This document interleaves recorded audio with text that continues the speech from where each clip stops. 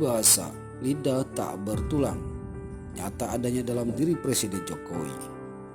Ia mudah mengatakan, menjanjikan sesuatu tapi melenceng dalam pelaksanaan. Lalu, apa dasarnya kita harus percaya perkataannya yang akan taat konstitusi soal usulan 3 periode? Dalam hal kekuasaan, ia ambisius. Pembawaan seolah tenang tapi menyimpan dapur lava yang penuh gejolak bara.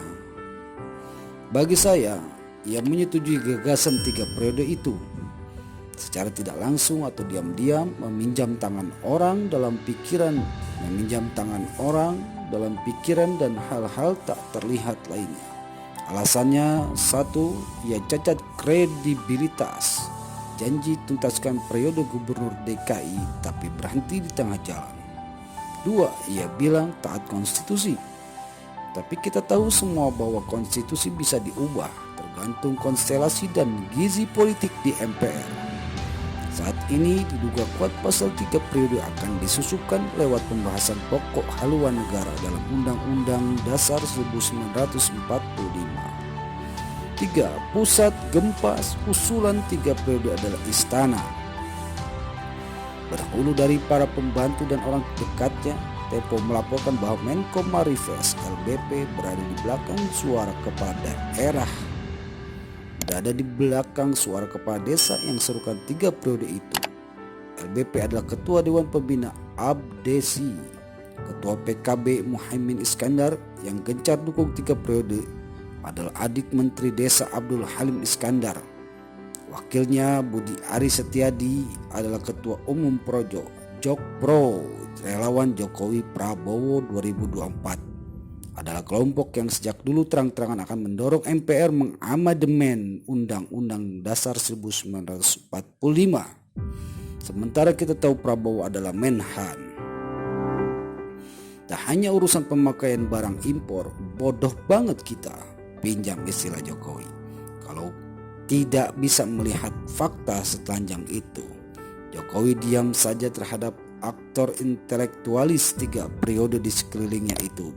Takut. Jadi tak usah nasihati masyarakat tentang ketaatan terhadap konstitusi. Urus pembantu Anda saja itu. Katanya tak ada visi menteri, yang ada visi presiden. Mana buktinya? Big Data 110 juta warganet mendukung Jokowi 3 periode adalah bualan lukisan langit. Jika sekarang abad pertengahan, rakyat mungkin masih bisa dibohongi. Anak SD sudah tahu apa itu Big Data.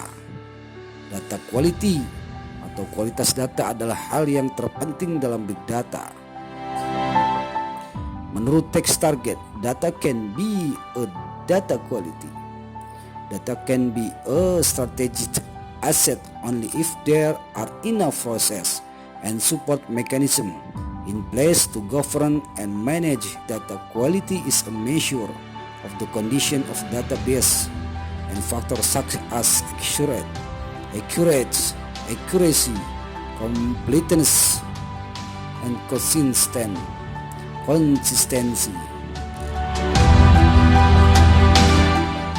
Tidak bisa berargumen dengan hanya menyatakan, masa pemerintah bohong? Mana datanya? Bagaimana kualitasnya? Galaknya doang ditonjolkan, mutu nol besar. Kekuasaan dan uang adalah motif paling kuat bagi politikus untuk menggulirkan perpanjangan jabatan. Kekuasaan bisa membuat Anda banyak uang. Kebijakan larangan ekspor batu bara pada peralihan 2021-2022 lalu menunjukkan bisa diblok oleh kekuasaan menteri yang juga pengusaha batu bara. Alhasil, mereka bisa menikmati untung dari kenaikan 187% harga batu bara hanya dalam 3 bulan. Kekuasaan yang diperpanjang akan membuat Anda mengendalikan 2.000 triliun APBN per tahun. Jika 10% menguap karena korupsi, maka ada kue 200 triliun untuk dinikmati. Mengelola 500-an triliun anggaran IKN dan sebagainya itu duit, bukan daun singkong. Tidak betul bahwa kita beruntung mendapatkan Jokowi sebagai presiden.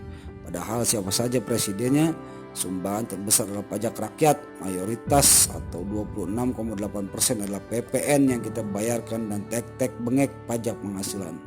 Ajak kita membayar gaji menteri yang bilang bahwa kita beruntung memiliki Presiden Jokowi itu. Sementara kita menikmati berbagai kenaikan harga sembako, bahan bakar, dan pungli birokrasi. Apa untungnya? Sudahlah, jangankan 3 periode, lengser saat ini pun belum tentu bisa cepat memulihkan keadaan dan karat-karat korupsi birokrasi yang menempel. Tapi jika pemilu diadakan sesuai dengan aturan konstitusi tanpa perlu dilumuri hawa nafsu untuk mengubah aturan 3 periode, kita membuktikan diri sebagai bangsa yang taat, tidak mencelek, tidak disetir politikus ambisius. Kita memiliki harapan baru akan regenerasi kepemimpinan yang bisa mengubah keadaan jadi lebih baik. Siapa pemimpin itu? Saya tidak tahu.